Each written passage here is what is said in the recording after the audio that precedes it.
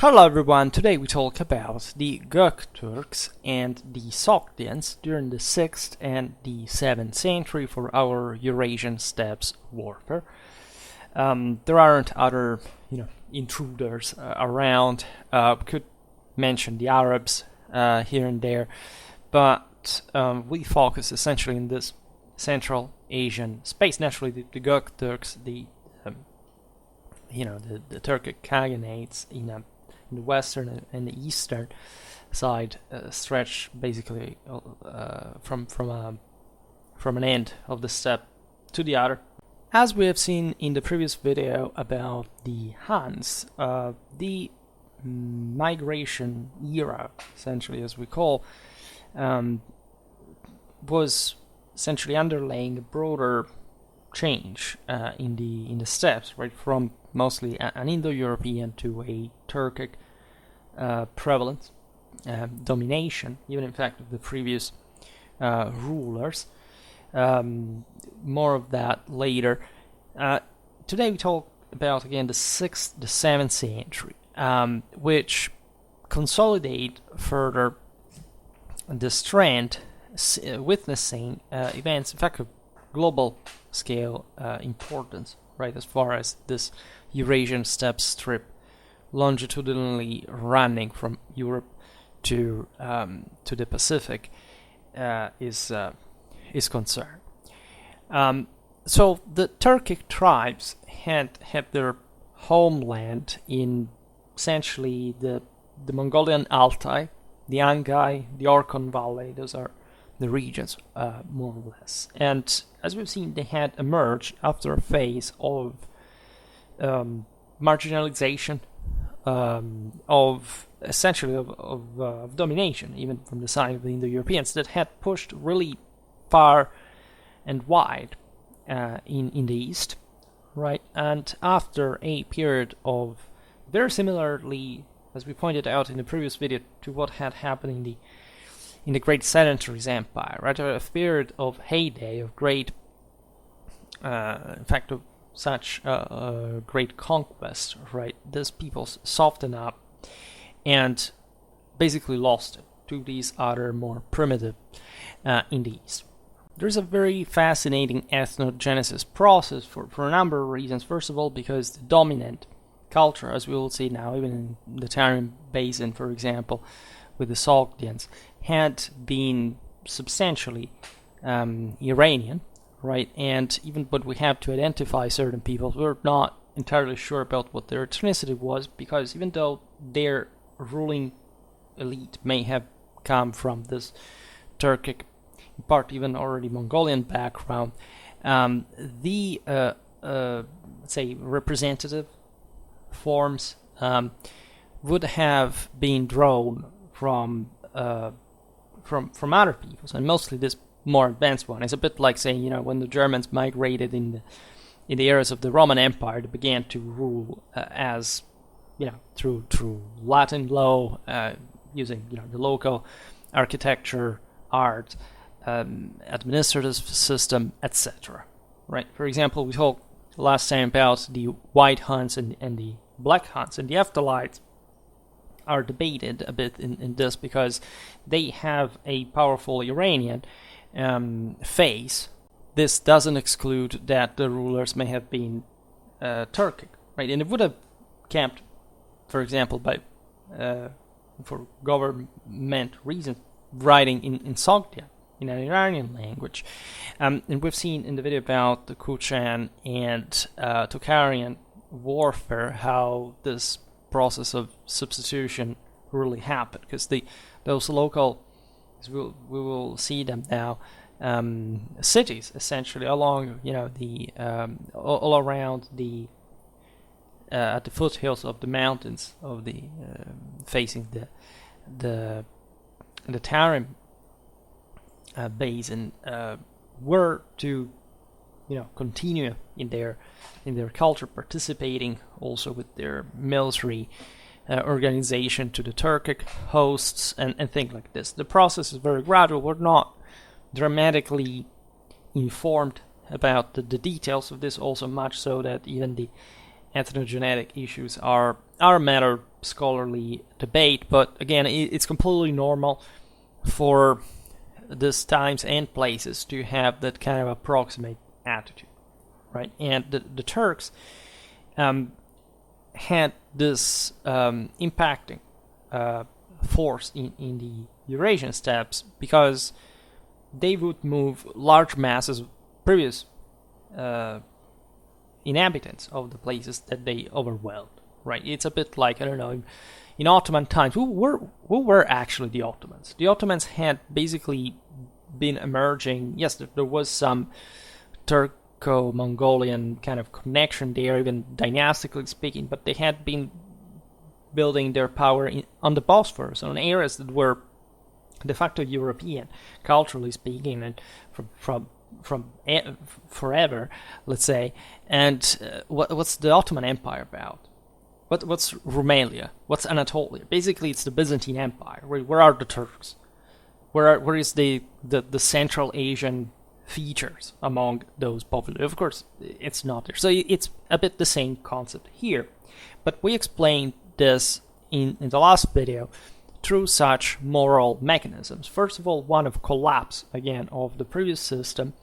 And in fact, coming on top of peoples that had not been more advanced, actually. Again, the same thing for the Roman Empire, for the Chinese Empire. The barbarians taking over were just very limited numerically elites, right? That basically also married into the local elites and that kept going mostly on other people that had nothing to do with them, right? In a broader ethnic sense.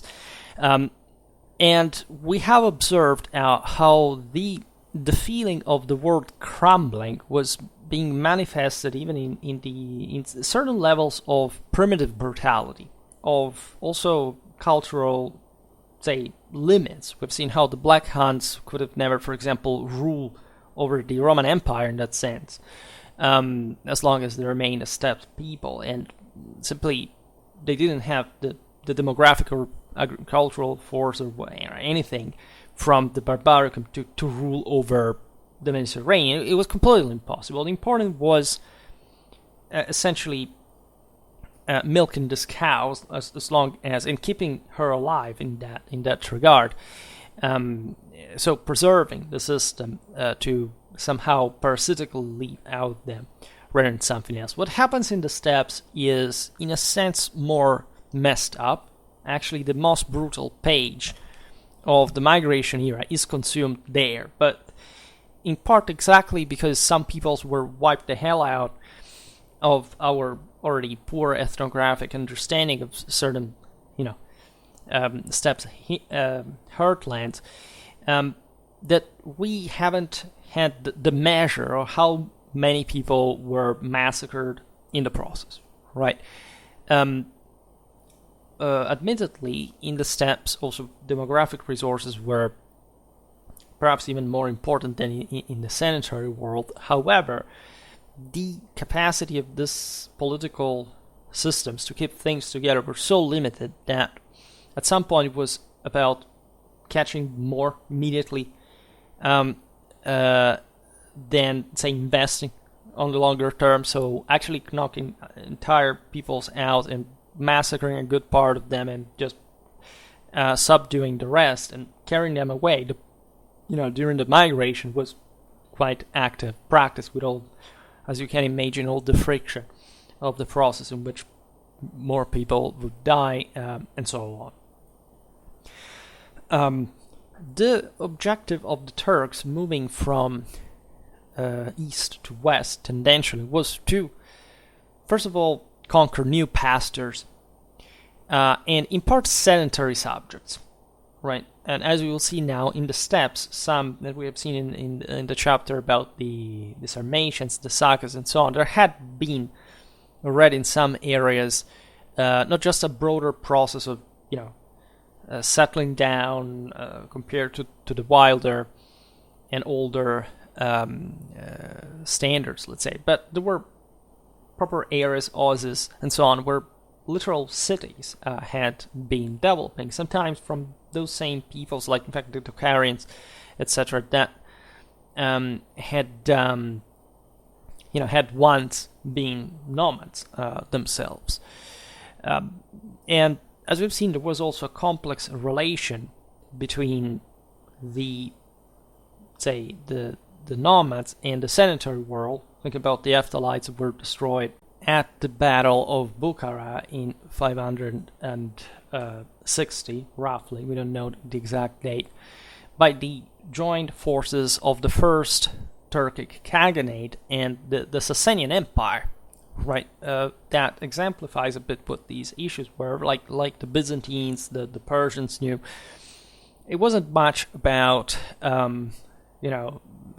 even thinking to exterminate everyone who would come, next to your boundaries, but essentially mostly using these peoples against one another, and to eventually cope with the survivor there, hoping it would have been enough depleted.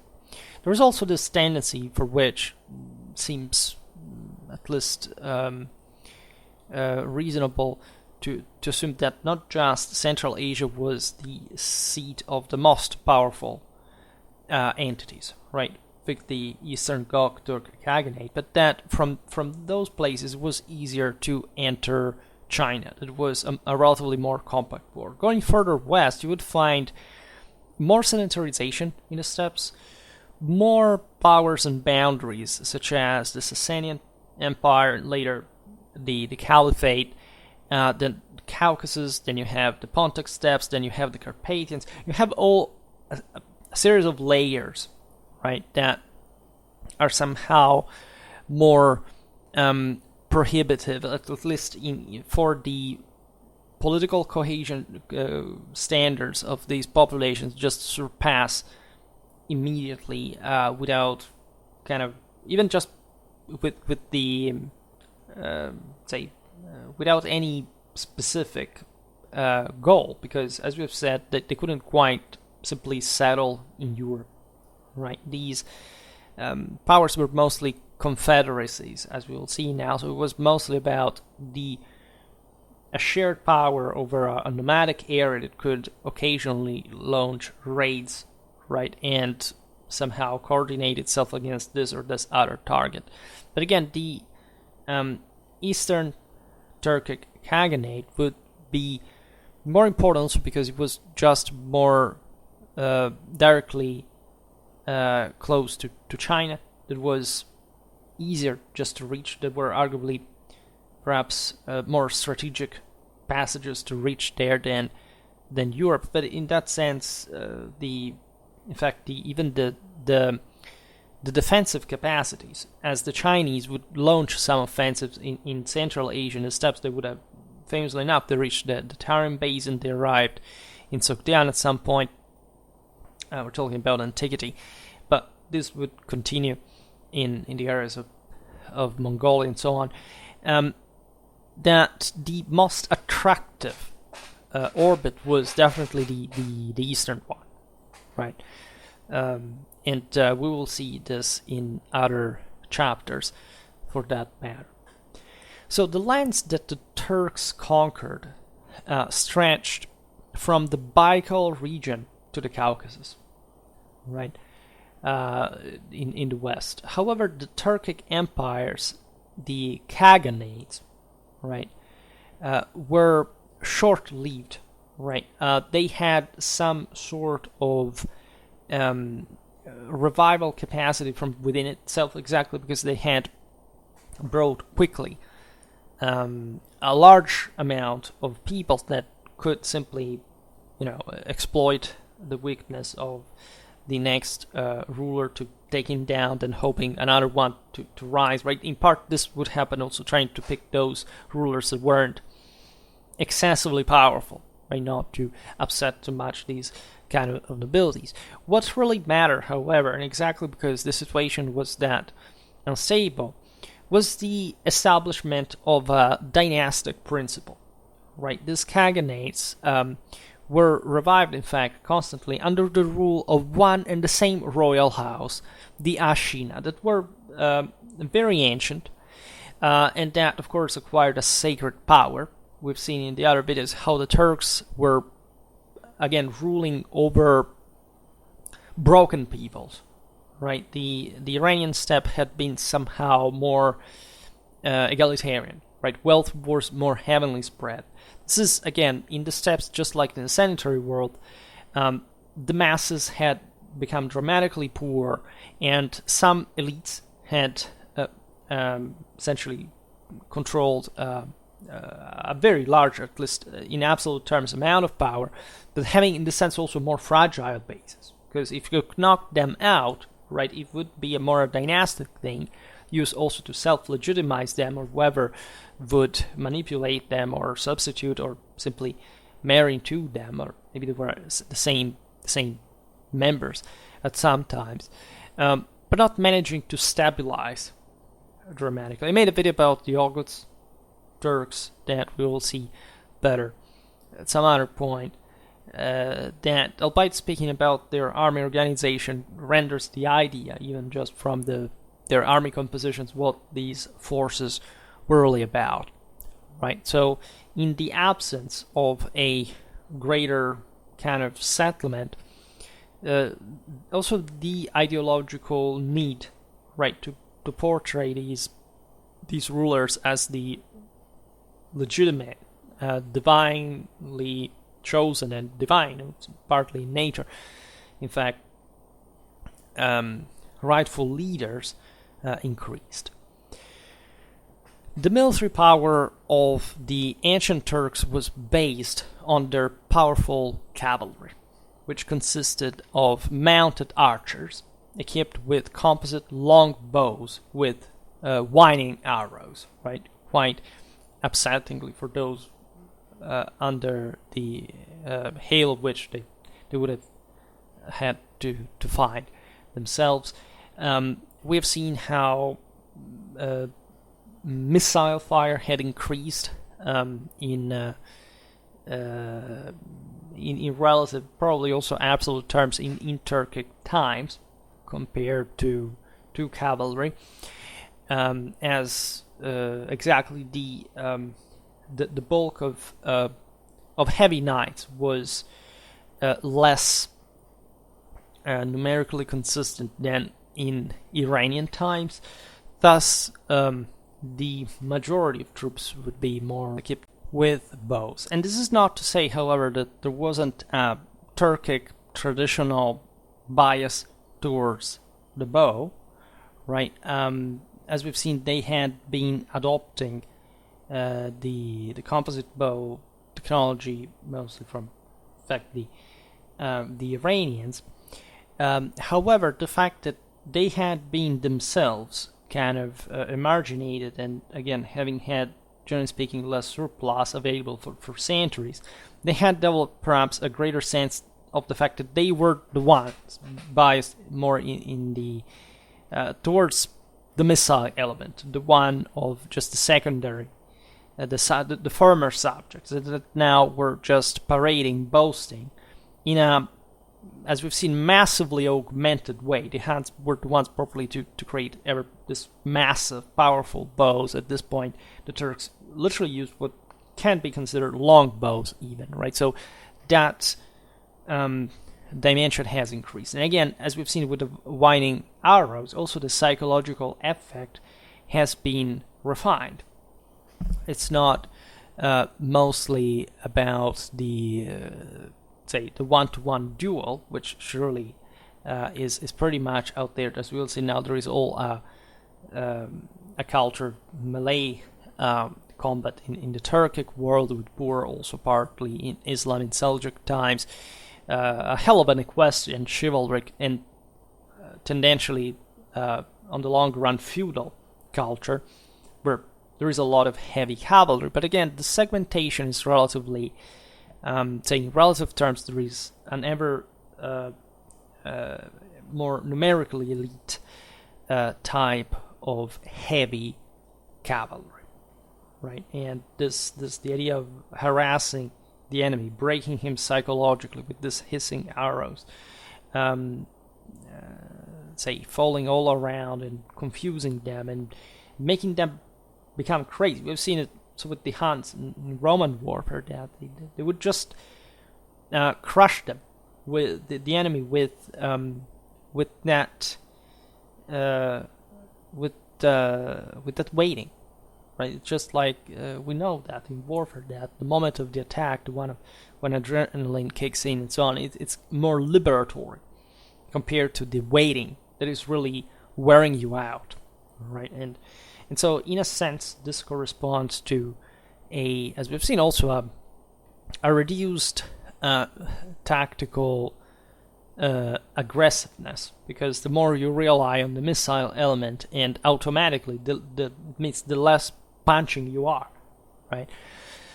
But naturally, this is balanced also with a shock effect. It's all combined arm tactics, and it gets down to, however, a much greater use and of lighter cavalry, and also the development of certain specific weapons. They're not just the bows. The arrows were kept by the Turks in a stocking-shaped case slung from the belt of on the left side. This essentially included a wall set known as sadak. This type of case was essentially to remain in the steppes, and also there are some Russian types, for example, from, I don't know, some modern era Tsars or things like that, because again the Turkic Mongolian element was to dominate that kind of steppe-soaked culture far and wide. The Turkic warriors also carried fairly long battle knives, right? Something similar to a saber, depending on the size, right? They often had swords as well, slung from another belt. But again, the concept that these weapons were getting tendentially, if anything, single-edged, more curved too, right, compared to those massive straight Iranian-derived swords that still were prevalent at this point in the steppes, but that already, again, that under Hunnic warfare began to curve, to become single edged and so on, so transitioning a bit towards what would have been the tilting trend. And this signifies the reliance on, again, a much more hit-and-run tactic. Again, a hit that has to not just be based on a guy that, as we've seen also in Iranian times, could dismount more frequently and was heavier, and as we've seen, mirroring such kind of greater amount of per capita wealth in the Iranian steppes. But again, something viciously based on kind of touching you as few as it takes to give you some nasty wounds in a world in which it's become also easier, given that material culture has been collapsing as well, right? We are in the early Middle Ages, everything is tendentially poorer than it had been before, and so people were less armored and more subject to this kind of cutting blows rather than the thrusting ones, for which those massive say Sarmatian swords, for example, were designed to cope against armor, even hitting in armor joints and so on. Again, the Turks still have those, right? And the traditional Iranian styles we will see will have somehow long life, but the tendency has already started towards that direction, right? There is, in spite of as we've seen, the greater material poverty, also the concept that if you are, let's say, the presence of these wards is not much necessarily an increased amount of wealth, but the fact that if you need a cutting, say, if now there is less armor around, also what you can say takes for especially this long battle knives less metal than in part less work, but swords tendentially did take more anyway. To fabricate something that can cut, again, mostly on an armored opponent, or on an opponent that is not particularly armed, right? The Turkic sword belt was, so to speak, sort of an identity card of some sort. This would leave long, even under the Mongols, because the fabric and shape of the sword belt, together with the number and position of metal plaques on it indicating precisely the social position of the owner, was just mirroring, again, in this what had become a much more stratified society, the position, the prestige of the user, right? The degree of also of combat prowess, in theory. At least the richer they were, the more they would receive kind of an intensive training, and they were, generally speaking, also better armored. So that was kind of another indicator, right? In the Indo-European steppes, you would have found something more like, instead, everybody's kind of a freeman, in theory, at least. As such, you don't need some kind of badges, recognition, kind of other social distinguishers. Again, this is identical to what was happening, I don't know, in Roman times, where there are this ever more categorized social levels and symbols and nomenclatures and so on in China as well, because the social stratification had basically increased. This means also that when we look at Turkic armor, there is tendentially a heavier one displayed by, however, an elite, right? So the elite was ever more protected, and the rest of the people not so much, right? It's obvious that heavy cavalry formed the shock strength of the Turkic army as much as the decisive one by definition. Again, you could have all these horse archers swarming around, paving the way to the heavies. They could harass the enemy, enveloping him, making these feint flights, attracting him somewhere, outflanking him, encircling him, whatever. But a heavy cavalry charge would basically just ride through them, right? Reason for which they would have to move away. It wasn't just like, harassing the heavies as they did, surely, but in making them sit there not to move, exactly because they could be light and agile and running away.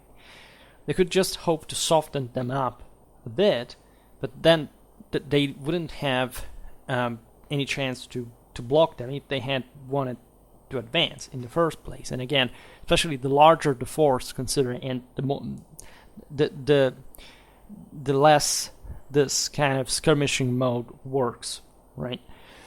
But the decisive element that remained normally just in depth, right, in the last battle lines, was the heavy one, right? Maybe some also mixed with some other group, right? In the wings there was surely a segmentation, some hidden reserve, whatever, but mostly was in the center, right? And it's as if this bulk had been the one around which the whole system gravitated, also strategically and with the camp and everything. So the heavy element just looked from, it's as if they had been looking from the above, from the clouds, and just descending on the battlefield, making a massacre of the enemy, just in the useful occasion that the worlders had prepared for them, because they were guided by them, right? So they would also strategically keep themselves away from a major enemy concentration. It would intervene, passing through this protective layers of lighter troops in case of particular need or advantage. And in fact, all these tactics were and strategies were common, because you wouldn't be able even to see beyond this screen of lighter archers and the dust and everything who was behind that, right? There are instances in which they thought that the bulk of some of the army was weeks away, weeks of march away. Instead, maybe they had just arrived. So even the cemeteries would be tricked by this. But again, it was a bit of a ballet at the end of the day for admitting that there were normally, again, in the cemetery world, heavier elements that in the steppes everything was extremely much more calibrated and salvaged, etc. They would be very conservative, even in terms of how many lives they could actually spend, because it is true, as we've seen, that some say the majority of the troops were cheaper in the form of subjects and so on, but sending them just to die would have triggered some bloody feuds, and from little breaks, even much greater secessions and infight could arise. So it was actually a very serious thing. The Turkic horseman was on average equipped with long cavalry spears, an inheritance of the sagas, as we've seen, as swords, a broadsword, or in later times a saber, right? And often a battle axe with a small head was also used. This equipment tells a lot, because from one side we are here, remember, still in a transition phase. There are still lots of Indo-Europeans among what we call the Turks, as properly distinguishably equipped troops, not aside from just from an ethno-linguistic point of view, before they were gradually starting to speak in the language of the conquerors and so on. So we find this shock element still substantially present, even at a slightly lower level. We see these swords that, however, gradually evolve into lighter sabers, practically, and witnessing the general deterioration, the further deterioration in these centuries, the 6th, the 7th. These are the moments of greatest contraction, right, in Eurasia. The battle axe, with especially the small head, was also used properly as an anti-armor weapon, as you understand, which shows again that armor was around. When you find this kind of weapons, you know that they had a blunt effect, at least in one of the sides, not the cutting one, but that could work as well, traumatically enough underneath the armor that was not broken. In any case, the Turks wore helmets constructed similarly to the Iranian ways from several riveted pieces, with a plume and a male tippet of chains or camel of tied plates, and a lamellar armor whose plates were made of steel or thick and hard lacquered leather. Right. Naturally, this is the equipment of a heavier Turk. Right. We see how mail gradually spread from the west further into the steppes, and allowing this kind of combination. The Turks at this point had still fairly large, round wooden shields,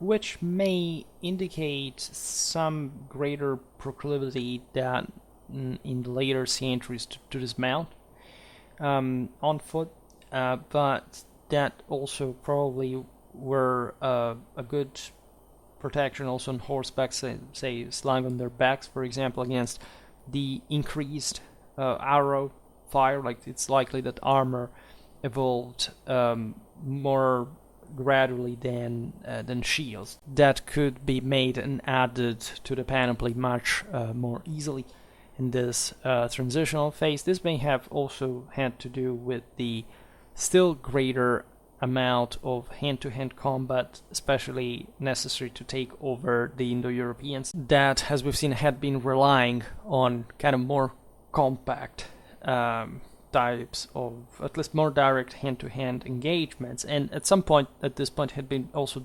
dismounting, so forcing apart the same Turks that, remember, were now even storming fortresses. They were into siege warfare as well. Now they may have made them require some extra defense, especially as elite troopers, right? So it's actually likely that the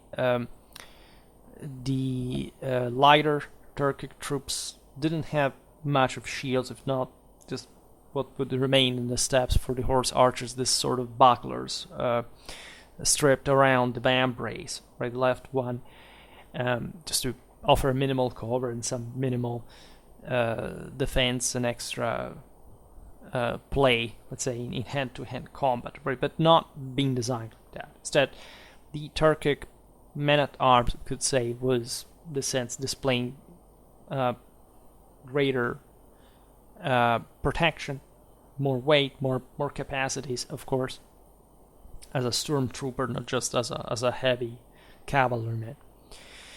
We find sometimes greaves and brassards among the Turkic elite as well.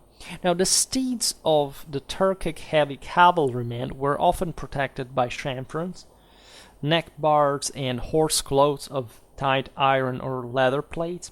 Right, so they were just some broader caparisons, padded armor as well, but with, of course, mostly frontal protections, as it's the case for most horse armor. At least the main elements are there, and this either pieces of metal interspersed in a studded caparison.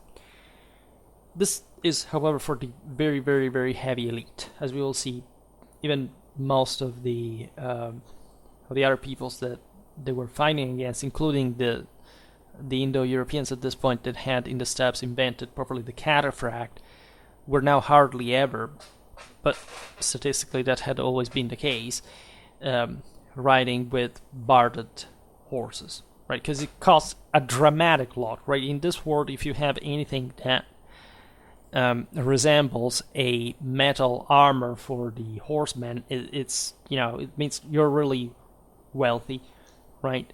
The horse armor is really for the ultra elite, right? And it also obliges it to follow just certain specific roles, right, on the battlefield, because they're heavier, they can move less. Naturally, there was a great athleticism and physicality, also the horses' beefiness and the various, think about the Fergana valleys taken over by the Turks at this point. There are still very, very tough breeds that still in this early Turkic times really express the greatness of equestrian culture.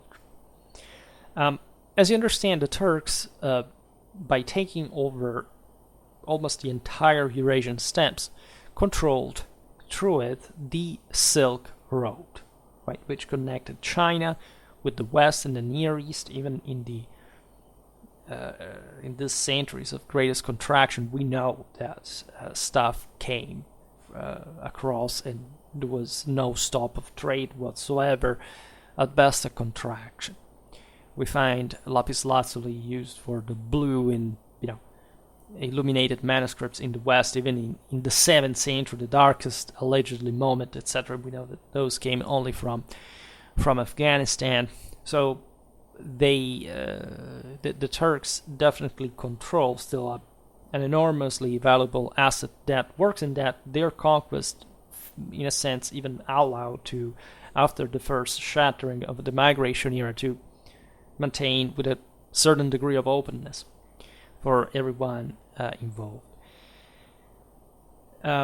Along this route, that definitely represented one of the economic pillars of the Turkic Khaganates, aside from the tributes, those from various nomadic or sedentary peoples, mostly, and so on, were situated the colonies of the Iranian-speaking Sogdians.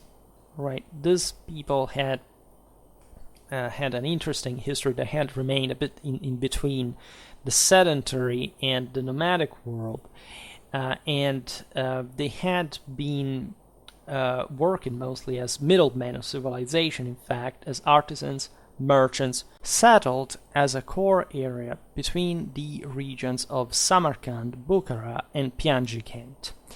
These areas had not been particularly developed territorially speaking, extensionally speaking. I mean, they were surrounded by the steppes, right? And they had mostly been suffering also the general movements of the nomads. But since they were located on the Silk Road, they had managed to accumulate an astonishing amount of wealth, thus structuring, as you know, some of the most important cities, even later on during the Caliphate. Think about the area of Khorasan as well, how much kind of from this bit of a hybrid area between the Turks and the Persians, the steppes and the sedentary areas, had come out in terms of cultural output.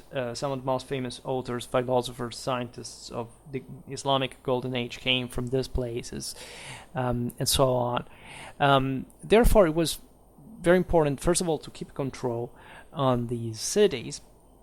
And this could be done, generally speaking, through a sort of tributary system, given that, again, the Turks could not simply settle in the city unless they would become still supported by the locals, unless their power laid in the steppes, pastures mostly. And these centers had their own forces as well, right? They had reached the peak of their power during the 7th century, so fairly late in time, if you think about that. But again, the Silk Road wealth follows relatively different trends. At least, it's not the only one for which this city is developed, but they had managed to shelter themselves by a degree, and surviving up to certain. Up to this point as independent polities, or at least very autonomous within these old steppes games. However, it's at this point that they would begin to fall, right, from their from their wealth, their prosperity, under the blows of mostly the Islamic invaders, right? Naturally, they would maintain part of their importance, but it would never been like it had been up to that specific point. They had been brokering, as we've seen, the intercontinental trade between China and Rome, and given that these empires had been consistently declining, also as long as late antiquity remained alive, there was substantial amount of resources to squeeze even from these traffics. Later on, at least there were other forces that managed to take them over, and albeit maintaining them as centers of the newly established districts of the empire, still drawing substantially from them to cause this decline. Right, we're talking about the victorious Arabs at this point, who routed one by one the Sogdian rulers, right, and clearing, as a consequence, by the way, the way to Central Asia from the Islamized Eastern Persians, the Tajiks, right, because the Caliphate arrived, as you know, also further west and east, and generally speaking, especially in that region, in spite of the collapse of the Sasanian Empire, Persian culture and civilization had been influencing these peoples already from quite a while, right? It was particularly important for these powers to maintain the control on those specific routes. As you know, there would be even a Chinese expedition, the Battle of the Talas River, the actual Arab victory from that side of the Central Asian passes and deserts. That would be a momentous episode for the balance of Eurasia, albeit this also corresponded with to the fragmentation of the caliphate in the early 8th century. So what about the Sogdian military culture? Well, these peoples had basically been inheriting the Iranian equestrian ethos, but had managed to adapt it to their urban development. In other words, they were a warlike culture, right? There were some smallholders, the Adzats, a bit of soldiery backbone.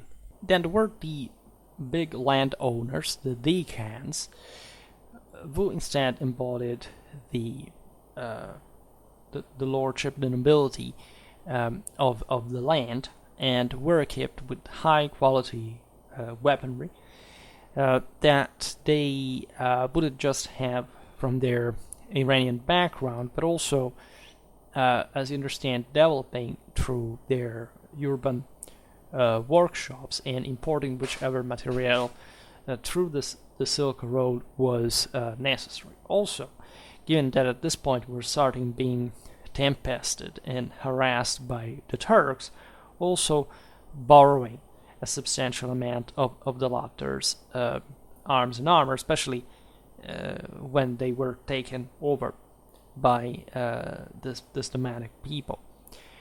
The nomadic people that, as we were saying before, had always been part a bit of the Sogdian background. They would always hire some, probably steppes, horsemen.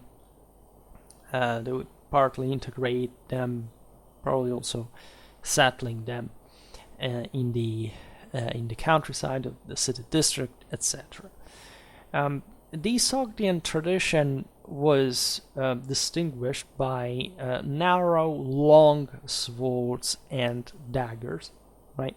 Knives and broadswords, as well as sadaks, were borrowed instead by the Turks. So generally speaking, they had been maintaining a bit that Saka profile by especially also necessity, given that they had more armor for themselves. They could also and would have to fight against one another at some point. So there was an important degree of armoredness, right?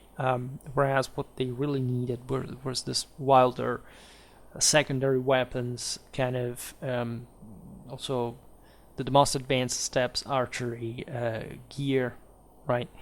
Also broadswords at a point. Also more stuff for cutting against the same peoples that were pouring against them. And unlike the Turks, however, the Sogdians preferred male coats and male shoes. The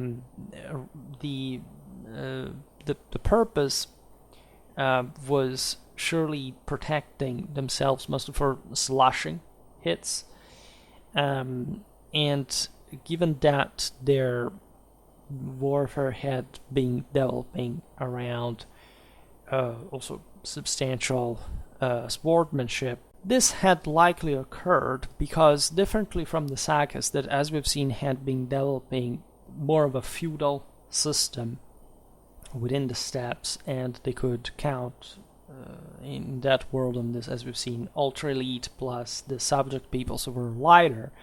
The Sogdians instead had even more kind of per capita distributed wealth, and they would also maintain a more senatorial profile, so saying that they looked somehow more similar to, I don't know, what the Romans or the Celts had been, as far as especially developing mostly, again, not such a great elite to simply pierce through plate or things like that, but mostly slashing weapons.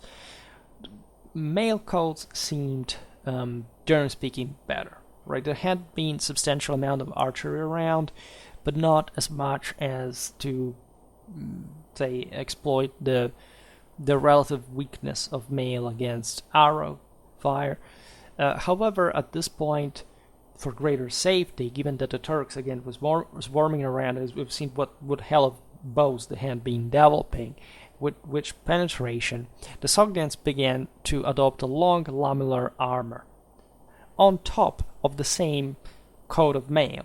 Interestingly enough, as we've seen, this was already done by the Sak at some point, so there was surely some intersection there, and by the same Turks, as we just said above, right? But this naturally is an ultra heavy equipment, right? It's already like a guy covered in mail plus a level of lamellar armor. It's just ultra elite, and the greatest elite ever, I think, were the 10th century Byzantine cataphracts. Really was some equivalent in the steppe, but more isolated, less structural, where you would have 3 layers of armor, right? And there were also a lot of padding that could be added underneath, but also on top of this. So this all depended by how much you wanted to protect yourself. And again, the Sogdians were rich enough at some point to afford that kind of equipment, but simple material wealth doesn't salvage you from, again, hungrily and bloodthirstily motivated primitives from the darkest places of the steppes, such as this Turks, Scourge of God, really were. So the system would crash on the longer run. Over the armor, also a leather pelerine to which shoulder pieces were attached could be worn, right, together with a padded type of armor. The Sogdian heads were protected by an elegant spheroconical helmet with ornated earpieces, again representative of their traditional wealth. This wouldn't be just the normality still for an aristocratic standard, but they were there. Arrow fire had become concerning enough also to develop the cameo after covering the entire face except the eyes. As we've seen, this is something beginning fundamentally with the Turkic era for the increased missile fire. You wanted to protect your face, your neck better, etc. Because especially these more sedentary forces, when stepping out, they had to stand for a long time under enemy arrow fire, as we've seen, and that would be just like a continuous hail of arrows. Again, the material damage was not even as high as the moral one, and at least the Sogdians, as long as they had the resources, would load themselves in armor. The arms and legs too were protected by articulated brass swords and greaves. It's a substantially heavy equipment, right? The latter could be made either of single plates or of sort of bracelets, right? We've seen the Sakas had some sort of manichae, right, and segmented type of limb protection, right? The Sogdians here were wearing something similar, right? And shields were always round, which may suggest simply the fact that they would use some sort of interlocking shield walls to protect themselves from arrow fire. Doesn't suggest much of, in fact, warrior individualism. Admittedly, we do not find very convex shields in the steppes. Historically, was also probably a reason of widening the let's say the surface exposed to the enemy, right, for protecting as much, in fact, extension as possible on a single surface. And therefore mostly designed for anti-arrow function, right? In the West, as you've seen, it's different, right? The Celtic, the Roman shields were concave because they would mostly give this sense of individualism among the individual tribesmen, specifically to venture out there, having the the flanks covered and not being by the shield and not by the comrades, because the main force there were themselves as slashing warriors, of some sword slashing warriors with a relative few amount of at least a randomized missile fire. They could have, a javelin volleys at some point, but not all the constant rain of arrows that occurred in these places. The Sogdian shields were made of wood and covered with leather. The larger shields bore a mask of a monster, very similar conceptually in the Indo-European religion to the one of the Hellenic Gorgons. So the idea of having these chthonic monsters trying to even just contemplatively distract the enemy warrior, and if this was not concentrating on moral forces and the broader point of combat, they would have just paid for such distraction. Presumably, from a Sogdian point of view, there was a sense again of just being the new Theseus in that regard, but there's also a concept that is, over time, these cultures had gentrified, and therefore they had somehow chtonicized themselves. And surely a Turk that was coming to rule over these peoples wasn't much thinking to be the chthonic one compared to them. You see, in the steppes, they had been the chthonic ones for a long time, while the Indo-Europeans were ruling. But as far as sedentaries were concerned, even though surely the steppes peoples recognized the grandeur of the Senator's empire, comparatively the heavy cavalrymen, at least of a Turkic clan, would consider just somebody fighting on foot just like a lesser human being. And thus this sort of, monster would, in their view at least, embodied the chthonic kind of fallen nature of these populations. The Sogdian steeds were likely not barded, probably because they were not a feudal society as much as the steppes were. However, when we look at their cavalry, we see something impressive, right? Some details from this equestrian cultures, for example, the bridle was being equipped with a curb for better governing. Metal chanfrons were used. And we have beautiful paintings here I inserted for the Sogdian knights charging the enemy in close order, right? So evaluating, of course, the value of, importance of collective training. A charge carried out with their spears thrust forward, right? So a quite advanced equestrian culture that, however, counted more on, the general probably cooperation between arms, even though we are not so at least well documented about the function of their tactics. At least there was a more balanced arms interaction, or diversification at least, than in the steppes, right? And we see there definitely a chivalric mentality, right? Still surviving in these cities among the elites. Some of them, as we've seen, controlled really large amount of estates, and needless to say, when the nomads began to swarm into these regions, the cities could not simply maintain themselves out of trade, right? So the basis for the settlements had always been agriculture anyway, and it was relatively easy in this sense to isolate them, after all, especially if you had nomadic forces. But as we've seen, it was rather the Muslims who took over, right?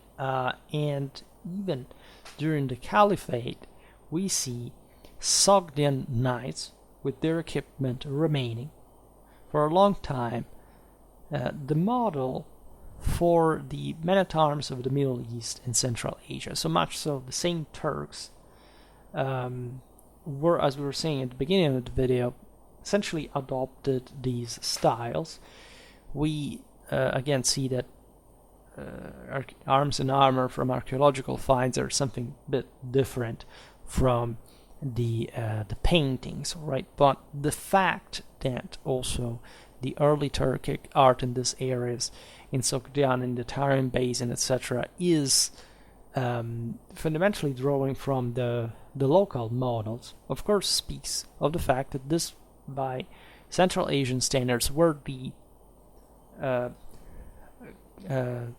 essentially the cradle of and hubs of civilization, and therefore the same Turkic conquerors expressed themselves through such media, even in using Sogdian as a language at some point, in Tocharian, and therefore tributing the great importance that these peoples really had. The same Turks, as we've seen, settled as elite, but maintaining these systems operational as long as they could, right? Because they were quite fruitful. And again, we see some powers of whom we do not understand 100% what kind of ethnogenesis lays behind. But you can absolutely see the gradual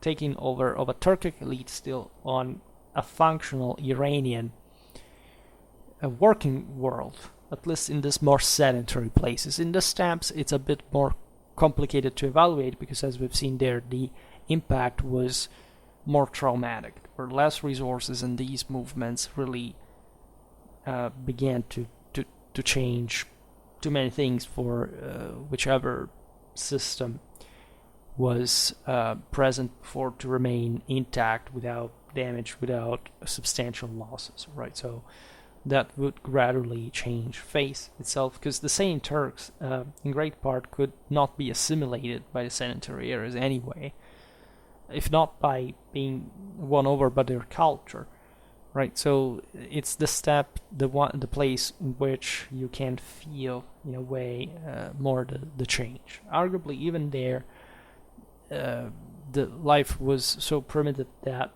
you can't simply distinguish one people from another. But again, it's the social change, this as we've seen, the impoverishment of the average freeman, the consequent redesign in part of the elite armor, that can tell us a lot, aside from genetics, aside from and of course documentary sources, right? So we will see this stuff gradually over time, hopefully. For today, however, I stop it here. I just hope that you enjoyed this video. If you did, please share it. Otherwise, leave a like or subscribe to my channel if you're interested in my upcoming content. As always, I thank you heartily for listening to me. I wish you a nice time and see you next time. Bye.